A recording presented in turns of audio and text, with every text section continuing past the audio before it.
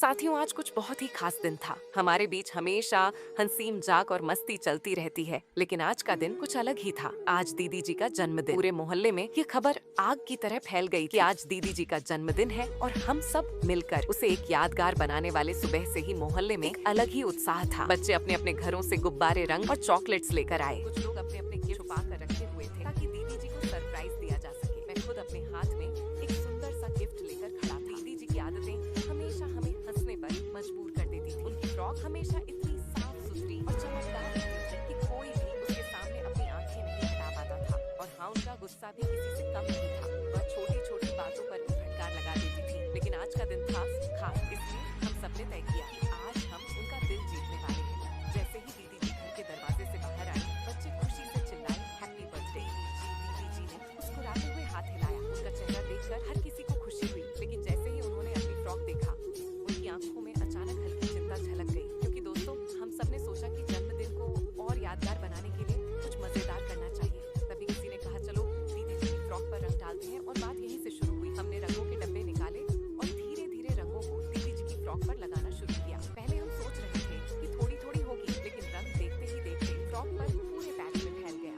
लाल, नीला, हरा, पीला सभी रंग फ्रॉक पर ऐसे फैल गए जैसे कोई इंद्रधनुष उतर आया हो। दीदी जी की आंखें बड़ी बड़ी हो गई। पहले तो वह समझ ही नहीं पाई कि ये क्या हुआ। फिर अचानक सा फट पड़ा, तुम लोगों ने ये क्या कर दिया, मेरी फ्रॉक। उनका गुस्सा देखकर हम सब डर के मारे ठिठक गए। बच्चों ने झट से हाथ जोड़कर माफी मांगी। लेकिन जैसे ही दीदी जी ने गहरी सांस ली, हम सब ने देखा कि उनके चेहरे पर एक अजीब सी मुस्कान भी थी। वह थोड़ा हंसी भी रोक रही थी। ये देखकर हमें थोड़ी राहत मिली, लेकिन फिर भी हम डर रहे थे कि कहीं वो बहुत गुस्सा ना हो जाए। फिर हमने सोचा कि क्यों ना इसे एक और मजेदार तरीके में बदल दिया जाए। हमने रंगों के डब्बे और ब्रश निकाले और तय किया कि दीदी जी के गुस्से को और मजेदार बनाने के लिए हम उनकी मदद करेंगे। हम सबने मिलकर रंगों को फैलाना शुरू किया, लेकिन इस बार पूरी तरह से हल्के हाथों से। धीरे धीरे दीदी जी भी इस मस्ती में शामिल हो गईं। उन्होंने खुद हाथ में रंग लिया और हमें रंग लगाने लगी। अब हम सब हंसते खेलते रंगों में रंग गए। वह दिन सच में एक त्योहार जैसा लग रहा था। जैसे जैसे समय बीतता गया, मोहल्ले के लोग भी बाहर आ गए। उन्होंने देखा कि हम सब दीदी जी के साथ रंगों में खेल रहे हैं। सबसे मजेदार बात यह थी कि दीदी जी ने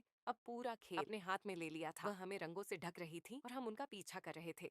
आखिरकार हम सब थक गए और बैठकर रंगों से सजे हुए अपने आप को देखा। दीदी जी की फ्रॉक अब पूरी तरह से रंगीन हो गई थी। पहले उनका गुस्सा था, लेकिन अब उनका चेहरा खुशी और मस्ती से चमक रहा था। उन्होंने हम सबको गले लगाया और कहा, तुम लोग मुझे डराने तुम्हें तुम्हारी माँ की कसम है।